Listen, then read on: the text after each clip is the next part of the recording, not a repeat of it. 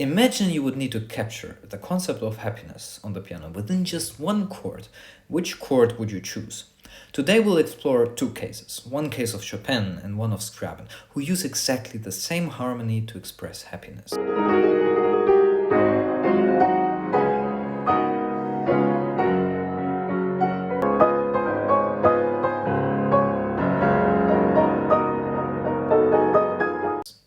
Of course, this is not just as simple as it seems. In this talk, we'll focus on the following.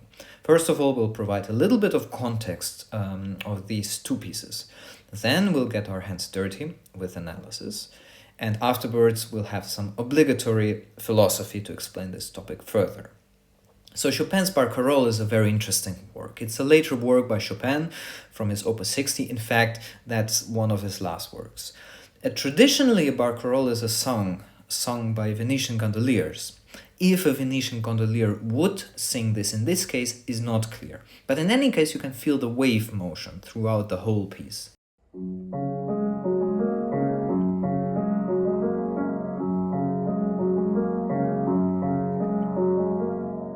An interesting point for later discussion is how this piece could be understood, because I think it's quite clear it's not just a case of a simple song of a Venetian gondolier, it's much more complicated and interesting.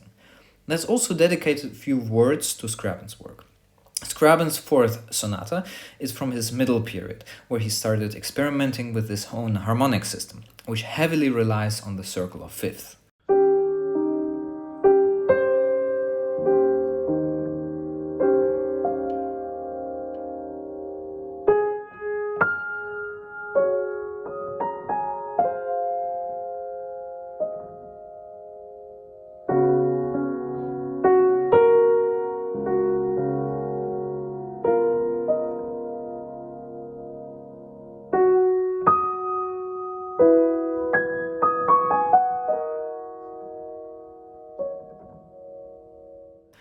If you're interested, see my video about the circle of fifth for more information.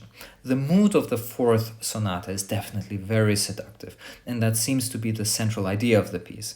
It has two movements which are intricately connected. First a slow movement and then a fast movement, and very interesting connections between the themes. So the happy part I showed in the beginning was when the first theme comes back in the coda, closer to the end of the piece. Now let's get to the analysis part. Let's look at Chopin again. Just as with the Scriabin, the happy part comes at the onset of the coda. Both pieces are in F-sharp major, that means we have 6 sharps, which also has a symbolic function, because throughout history we often see that certain keys symbolize something. However, that could also be specific to the composer, and could be a coincidence in this case. In Chopin we have first of all a double dominant and then the dominant to and then the tonic to F sharp major. So basically we have the cadence. It comes just after the climax at the onset of the coda.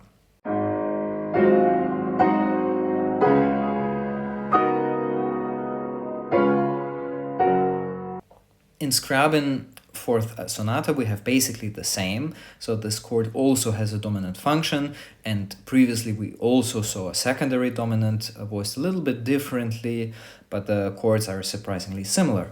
An interesting observation at this point is that we also have the same rhythm, which is 12/8, which could also have a symbolic function.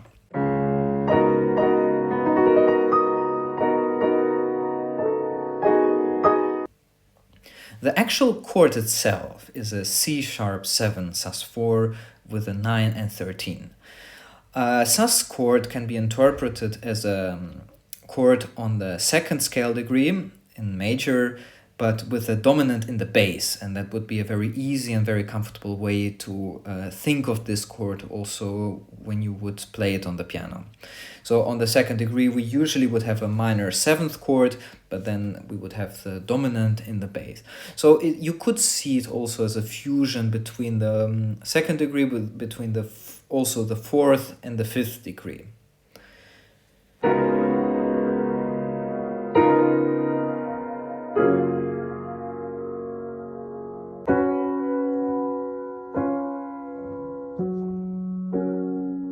So why do these parts actually feel happy? Let's talk about some philosophical afterthoughts. Of course, this will feature my personal opinion. That goes without saying. So, of course, a sus chord has a feeling of suspension because sus does mean suspension. And the specific context of the pieces is very important because I think the characters ultimately between those two pieces are also quite similar. So to understand that further, we also need to understand what is actually happiness. Obviously, it's not that easy to define happiness. I would say you could define happiness as an anticipation of something nice, but not necessarily something nice itself. And that's why we have a suspension, because a suspension is anticipation. Because so oftentimes in life, we tend to be happy in thoughts when we anticipate or when we expect something.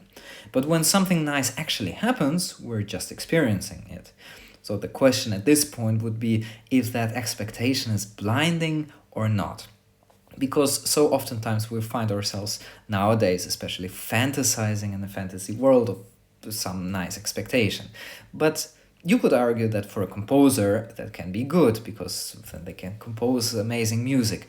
And perhaps that's also the key to the interpretation of Chopin's Barcarolle, because you could say that the boat on the water definitely has a symbolic meaning. And of course, for Scriabin's fourth sonata, that goes without saying, as Scriabin himself would definitely gladly confirm.